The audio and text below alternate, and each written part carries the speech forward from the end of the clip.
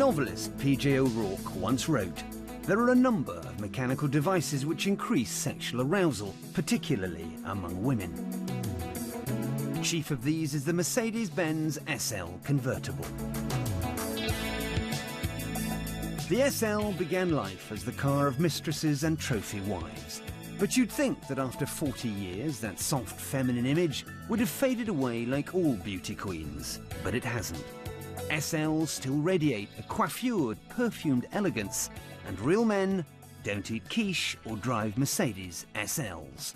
Or do they?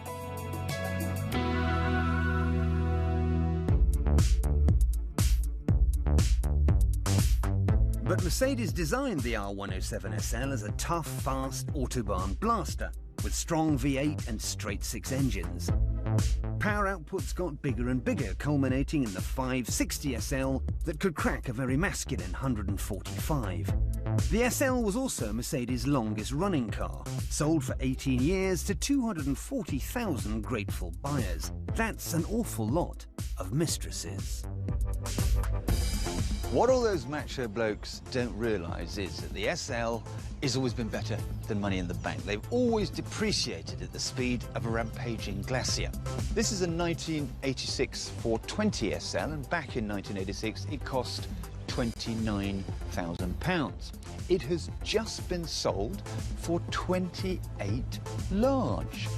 This is the car that just refuses to depreciate.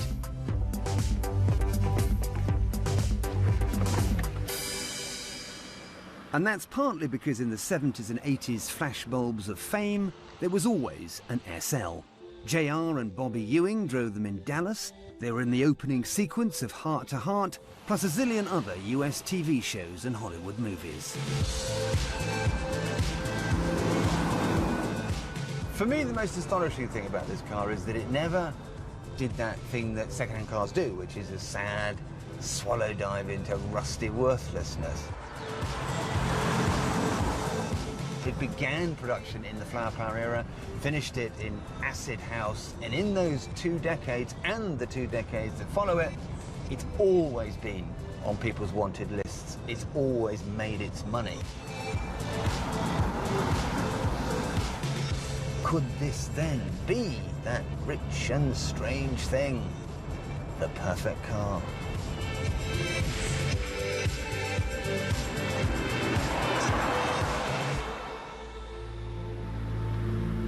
And as well as being timeless, the SL was tough. This was one of the first Mercs to have a crumple zone and a passenger safety cell. The front screen was so strong it doubled as a roll bar, and that neat hardtop was so heavy you needed 2 friendly weightlifters to heave it off.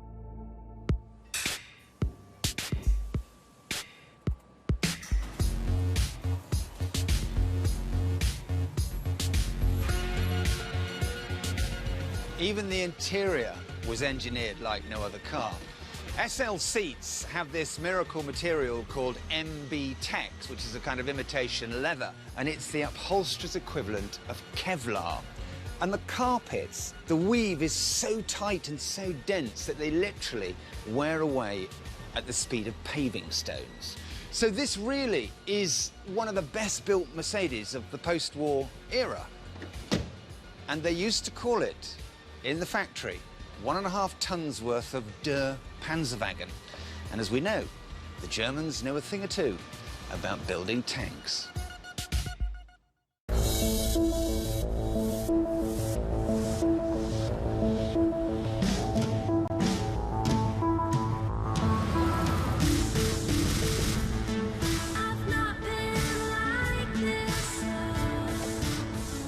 So to all those hard men out there who still think the SL is far too girly, I'm sorry, but the girls are right.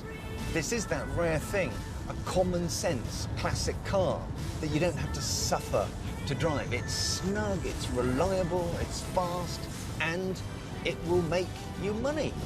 What is feminine, soft, blousy, or daft about that? Nothing. This car makes sense from every perspective.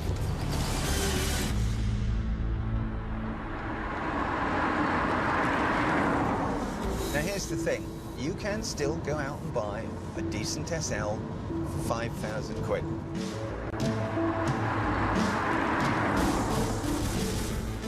This is a 1981 380 SL. It's done 115,000 miles, but I am enjoying that SL magic. It still feels good, it still feels tight, it still pulls nicely. Here we go, kick down. Whoa! But here's the question, at 5,000 quid, why wouldn't you? In fact, I've just convinced myself I've got to go out and buy one of these cars now. It just feels so good. I've just got one thing to do here.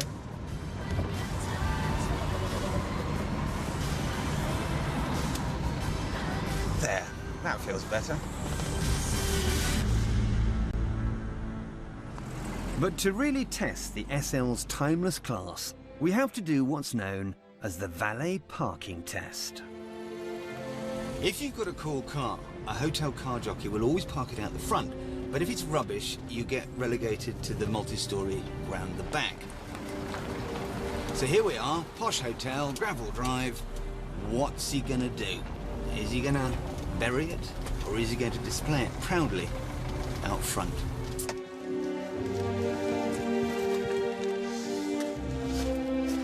Thank you very much. Thank you.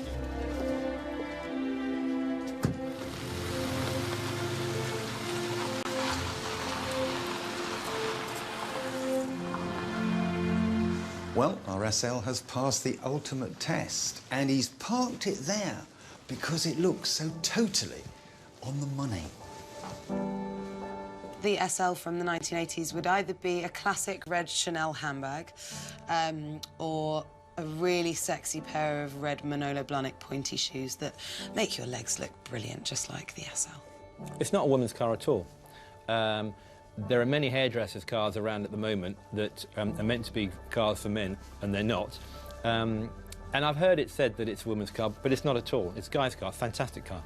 I feel like, you know, sometimes you hit the nail on the head with everything. You know, it could be a jeans brand like Levi's, or it could be, you know, a classic car like the SL, where they capture a moment in time and it just sticks.